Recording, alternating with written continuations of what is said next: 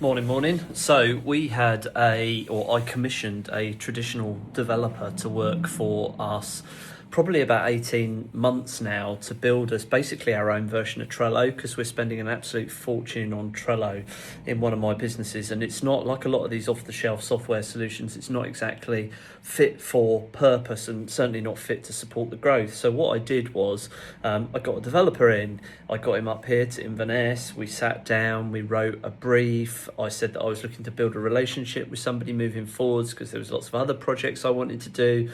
He said all the right things, he dove into it. We got 6 months in and then he absolutely disappeared. He came back, he had some family issues and stuff, fair enough, shit happens and all that. At which point he started work again. We got it to a point where we had a minimum viable product and it was live. And what I did then was I started to roll it out to staff, and that's when we started to find problems left, right, and centre.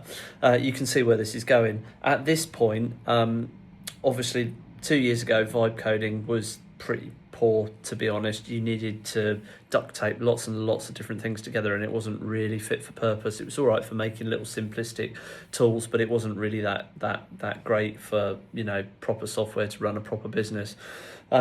So I'd ruled out that option. We probably spent 20 grand with this guy developing that process up to this point. Anyway, I had a brainwave. Well, actually, somebody in my senior team had a brainwave, and they were like, "Do you know what, Matt? Why don't we get Claude to analyse his work up to this point?" So I gave it access to the developer backend and DigitalOcean, all that sort of stuff. And over the last couple of days, it's pulled it apart.